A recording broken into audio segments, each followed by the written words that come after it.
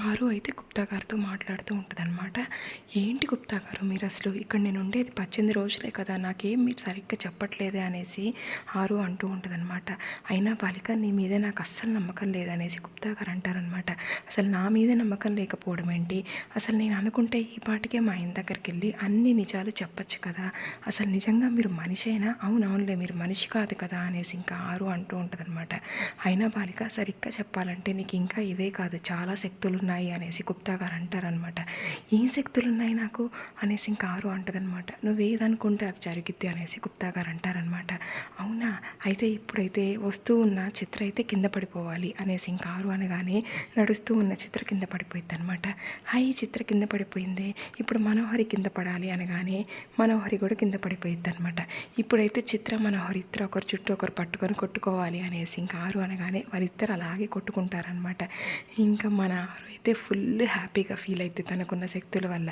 ఇంకా మనోహరి చిత్ర అయితే కొట్టుకోవడం ఆపేసి మనమేంటి ఇలా కొట్టుకుంటున్నాము, ఇదంతా ఆరు పని అయి ఉంటుంది అని చెప్పేసి చిత్ర మనోహరి అయితే ఇంట్లోకి వెళ్ళిపోతారనమాట.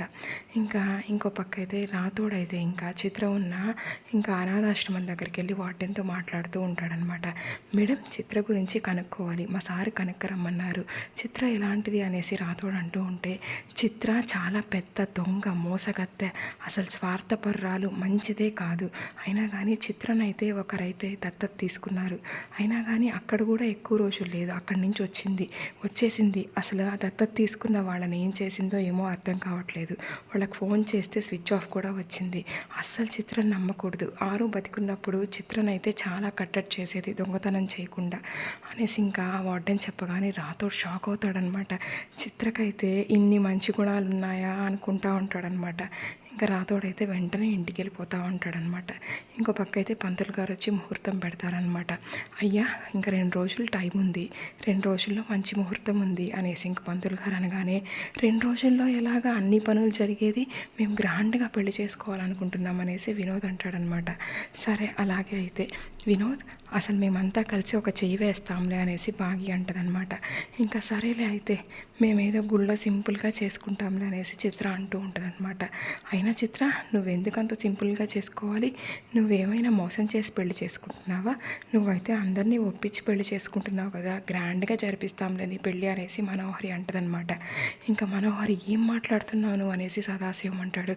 "అంటే నేను బాగా ఉద్దేశించి అనట్లేదు, ఏదో క్లియర్గా చెప్తున్నాను చిత్రకి అంతే" అనేసి మనోహరి అంటూ ఉంటుందన్నమాట. అప్పుడే రాతోడు వచ్చేసి, "సార్ మీతో మాట్లాడాలి" అనేసి ఇంకా అమర్ని పక్కకు తీసుకెళ్తాడనమాట. ఇంకా చిత్ర గురించి వార్డెన్ మేడం చెప్పిందంతా ఇంకా అమర్కైతే రాతోడు చెప్తాడనమాట. అమర్ లోపలికి వచ్చేసి ఇంకా, "అయినా కానీ ఇంకా వినోద్, అసలైతే నీ తరపున ఎవరెవరు వస్తున్నారు" అనేసి అమర్ అంటూ ఉంటే, "అన్నయ్య నా ఫ్రెండ్స్ ఎవరు 2 రోజుల్లో రాలేరు, నేను లైవ్ పంపిస్తాను పెళ్లి జరిగేది" అనేసి వినోద్ అంటాడనమాట. "అయినా చిత్ర నీ తరపున ఎవరు వస్తున్నారు" అనేసి అమర్ అనగానే, "నాకంటూ ఎవరున్నారు, నా ఫ్రెండ్స్ ఆరు మనోహరి ఇద్దరే కదా, ఇంకా మనోహరి అయితే ఎలాగో ఇంకా ఇక్కడే ఉంది" అనేసి చిత్ర అంటదనమాట. "అదేంటి చిత్ర, నిన్ను దత్తత తీసుకున్న అమ్మా నాన్నలు ఉన్నారు కదా, వాళ్ళ గురించి చెప్పలేదేంటి" అనేసి అమర్ అంటాడనమాట. అంతే చిత్ర షాక్ అయిద్దనమాట.